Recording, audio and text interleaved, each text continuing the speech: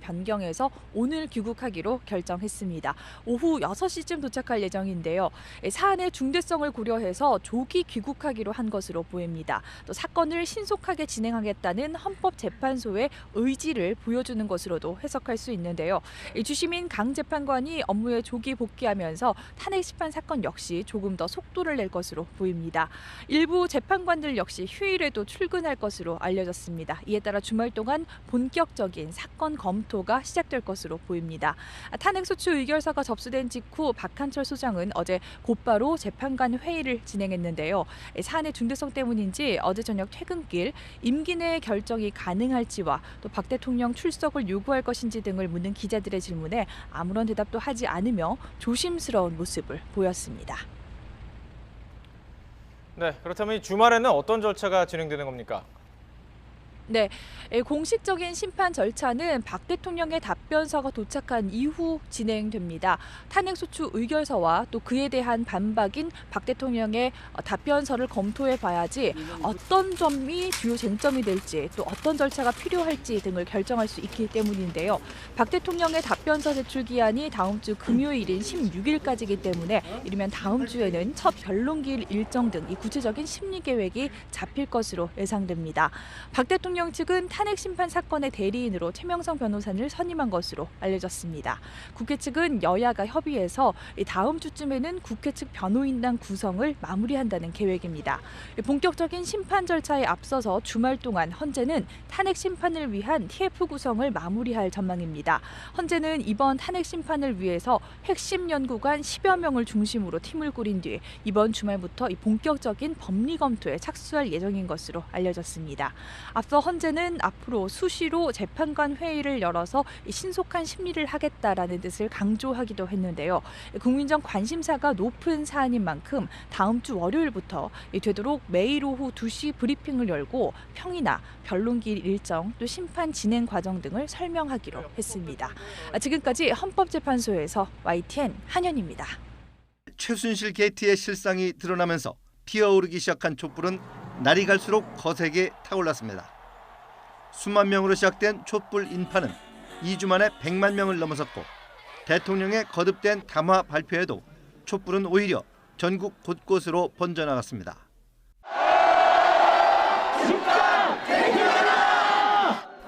이 촛불은 머뭇거리던 정치권을 탄핵의 외길로 몰아넣었습니다. 책임과 아무런 반성도 없이 제 집권을 꿈꾸고 있다면 국민과 야당은 반드시 그 꿈을 끝장낼 것입니다. 어떠한 경우에도 야권이 공조해서 탄핵안을 가결시키겠다. 특히 지난 주말 200만 명을 훌쩍 넘긴 촛불 민심은 새누리당 비박계는 물론 상당수의 친박계 의원들까지 탄핵에 동참하도록 이끌었습니다. 친박 성향의 의원님들이 국민의 뜻을 준엄하게 받아들이고 투표를 했다고 보고 있습니다.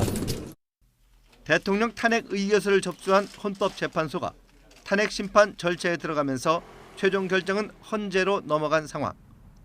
대통령 측이 탄핵 사유를 강하게 부정해 치열한 공방이 벌어지면서 심리가 장기화할 가능성도 있습니다. 하지만 예상을 뛰어넘는 국회 탄핵 결과를 끌어낸 촛불 민심을 고려해 헌재도 심리를 서두를 것이란 관측이 나옵니다. 특히 앞으로 특검 수사 결과가 발표되고 대통령 퇴진을 요구하는 민심이 더욱 확산할 경우 탄핵 심판 결과에도 적잖은 영향을 미칠 것으로 전망됩니다. YTN 김은건입니다. 미국 외교협회의 스콧 스나이더 선임연구원은 언론기고문을 통해 한국이 중요한 의사결정을 하지 못하는 상황이 계속될 것이라고 지적했습니다. 권한대행인 황교안 총리가 정부 운영을 책임지겠지만 민감한 결정을 내릴 권한은 없다는 겁니다. 이미 한 달 넘게 계속된 정치적 마비 상황이 4개월에서 8개월 더 이어질 수 있다고 우려했습니다. 대권주자들이 경쟁을 시작하고 새로운 정당이나 정치 세력 간 합종 연행도 활발할 것으로 내다봤습니다. 또 다른 한국 전문가인 영국 리즈 대학교의 에이단 포스터 카터 선임연구원은 대한민국을 위해 박근혜 대통령이 즉각 물러나야 한다고 주장했습니다. 저성장의 높은 청년 실업, 치솟는 가계부채 등 국내 문제뿐 아니라 대외적으로도 어려운 시기여서 정치적 마비 상황이 계속돼서는 안 된다는 겁니다. 한국의 약점을 노린 북한의 도발이 우려되고 도널드 트럼프 차기 미국 행정부의 정책 변화에도 대비해야 한다고 강조했습니다. 대통령이 물러나면 다음 대선까지 60일밖에 안 남아 준비할 시간이 부족하지만 여야 정치권이 함께 힘을 모아야 한다고 지적했습니다. 전문가들은 급변하는 시대에 중요한 의사결정을 하지 못하는 한국 정치의 마비 상황을 가장 우려했습니다. 정치적인 공백의 시간을 줄이는 결단과 지혜가 필요하다는 지적이 나오고 있습니다. 뉴욕에서 YTN 김영수입니다. 최근 해외 언론에도 연일 쏟아진 대한민국 국정농단 소식에 교민들의 자존심은 바닥에 떨어졌습니다. 한류 열풍으로 우쭐했던 고국 코리아의 이미지는 웃음거리로 바뀌었습니다. 창피한 부분이 많았습니다. 예, 한 나라의 수장으로서 그렇게 하지 말아야 될 일들을 하게 되고 미국인 친구들이나 외국 사람들의 설명을 할 때 보면 설명조차도 힘든 그러한 사건이기 때문에 믿었던 대통령으로부터 얻게 된 강한 배신감을 참기 어려웠습니다. 영화에서나 불법하던 일이 현실에서 일어났다라는 게 정말 어처구니가 없었고 그리고 이미 명명백백히 다 밝혀져 있는 사태인데 그거에 대해서 계속 입장을 약간 회피하면서 결국 대통령 탄핵이라는 뉴스가 전 세계에 알려진 게 속상하지만 잘못을 바로잡기 위해서는 당연한 절차라는 반응입니다. 대단히 잘못됐다고 생각을 합니다. 그리고 굉장히 잘못했고 그래서 이번에 탄핵을 하게 돼서 이렇게 해야 하는 거는 어쩌면 당연하다고 생각을 합니다. 일부 보수 성향 동포들은 문제는 인정하면서도 탄핵 자체에 대해서는 안타까움을 나타내기도 했습니다. 대한민국의 이 역사의 그 슬픈 한 페이지를 또 장식하는구나 이런 생각을 갖게 됐습니다. 하지만 공과 사를 구분하고 국민을 먼저 생각하는 참된 지도자를 바라는 마음은 모두가 하나였습니다. 앞으로 대통령이 되실 분은 정말로 사심 없이 정말 나라를 위해서 본인이 해야 될 바를 갖다가 정확하게 하고 전 세계를 떠들썩하게 한 고국의 불미스러운 소식에 침울해진 재미 동포들. 무너진 자존심을 다시 세울 수 있는 비정상의 정상화를 고대하고 있습니다. LA에서 YTN 김기봉입니다. 국정 자료가 담긴 최순실의 태블릿 PC가 언론에 공개된 지 하루 만에 박근혜 대통령은 대국민 사과를 했습니다. 최순실의 이름을 처음으로 언급하며 연설문 유출 사실을 인정했습니다. 취임 후에도 일정 기간 동안은 일부 자료들에 대해 의견을 들은 적도 있으나 비선 실세의 존재가 사실로 드러나면서 지지부진했던 검찰 수사도 뒤늦게 속도를 냈습니다. 특별수사본부가 구성됐고 독일에 숨어있던 최순실은 검찰에 소환됐습니다. 비선 실세로 뽑히셨는데 지금 심정에 대해 한 말씀 부탁드립니다.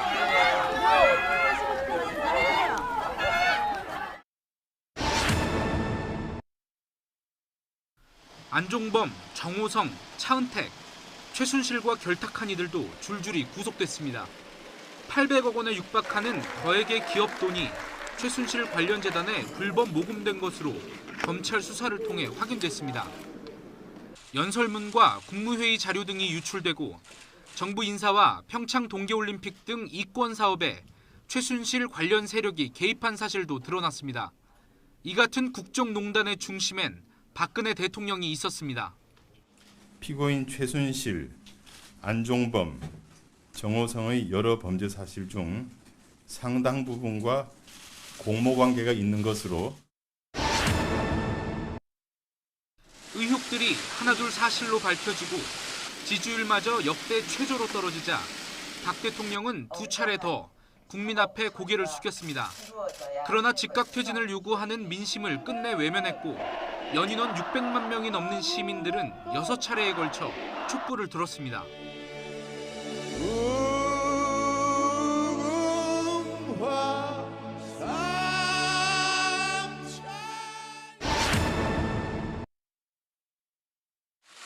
국정농단 사태의 진상을 규명하기 위해 별도의 특검팀도 꾸려졌지만 대통령 즉각 퇴진을 요구하는 촛불 민심은 꺼지지 않았습니다. 결국 시민들의 요구에 야당은 대통령 탄핵 소추안을 발의했고 임기 1년여를 남긴 박 대통령의 탄핵안은 가결됐습니다. YTN 양시창입니다. 주말인 오늘 추위 기세가 대단합니다. 전국 대부분 지방이 영하권의 추위를 보이고 있는데요. 어제보다 기온이 10도 이상 내려가면서 한파주의보가 내려진 곳도 있습니다. 현재 서울 기온은 영하 5도 아래로 내려가 있는데요. 한낮에도 4도로 기온이 크게 오르지 못해 종일 쌀쌀하겠습니다. 동해 먼바다에는 풍랑주의보가 내려졌습니다. 오늘 파도가 최고 4m까지 높게 일겠고요. 동해안에는 너울성 파도도 예상됩니다. 해안가 안전사고에 주의하시기 바랍니다. 현재 위성 영상입니다. 찬 대륙 고기압이 확장하면서 전국이 대체로 맑은 하늘을 보이고 있습니다. 오늘 낮 동안에도 계속해서 맑은 하늘 이어지겠고요. 미세먼지 농도도 보통 수준을 유지하겠습니다. 다만 동해안에는 일주일이 넘게 건조주의보가 이어지고 있는 만큼 메마른 대기에 각종 화재 사고를 주의하셔야겠습니다. 현재 기온 살펴보시면 어제보다 크게는 10도가량 떨어져 있습니다. 서울이 영하 5.1도, 대전 영하 3.7도, 전주는 영하 1.7도가 기록하고 있습니다. 낮 기온도 대체로 전국이 평년 수준을 밑돌겠습니다. 서울 낮 기온 4도, 청주 5도, 전주와 대전은 6도로 예상됩니다. 내일도 하늘은 맑겠지만 아침 추위는 비슷하겠고요. 낮에는 서울 기온이 6도까지 올라 평년 기온을 회복하겠습니다. 다음 주에는 기온 변화가 극심하겠습니다. 기상정보였습니다. 대통령의 답변서가 도착한 이후 진행됩니다. 탄핵소추 의결서와 또 그에 대한 반박인 박 대통령의 답변서를 검토해 봐야지 어떤 점이 주요 쟁점이 될지 또 어떤 절차가 필요할지 등을 결정할 수 있기 때문인데요. 박 대통령의 답변서 제출 기한이 다음 주 금요일인 16일까지이기 때문에 이르면 다음 주에는 첫 변론기일 일정 등 이 구체적인 심리 계획이 잡힐 것으로 예상됩니다.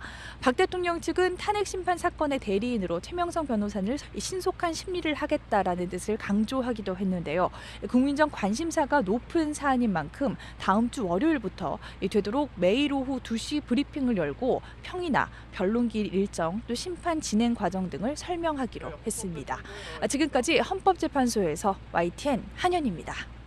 최순실 게이트의 실상이 드러나면서 피어오르기 시작한 촛불은 날이 갈수록 거세게 타올랐습니다. 수만 명으로 시작된 촛불 인파는 이 변경해서 오늘 귀국하기로 결정했습니다. 오후 6시쯤 도착할 예정인데요. 사안의 중대성을 고려해서 조기 귀국하기로 한 것으로 보입니다. 또 사건을 신속하게 진행하겠다는 헌법재판소의 의지를 보여주는 것으로도 해석할 수 있는데요. 주심인 강 재판관이 업무에 조기 복귀하면서 탄핵 심판 사건 역시 조금 더 속도를 낼 것으로 보입니다. 일부 재판관들 역시 휴일에도 출근할 것으로 알려졌습니다. 이에 따라 주말 동안 본격적인 사건 검토가 시작될 것으로 보입니다. 탄핵소추 의결서가 접수된 직후 박한철 소장은 어제 곧바로 재판관 회의를 진행했는데요.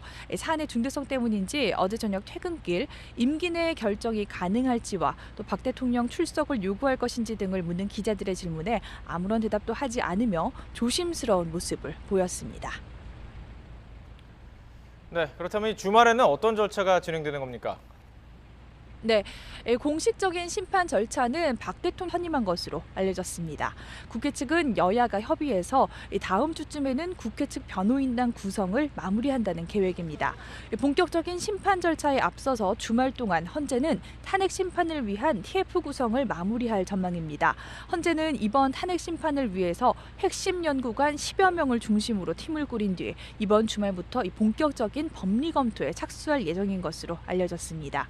앞서 헌재는 앞으로 수시로 재판관 회의를 열어서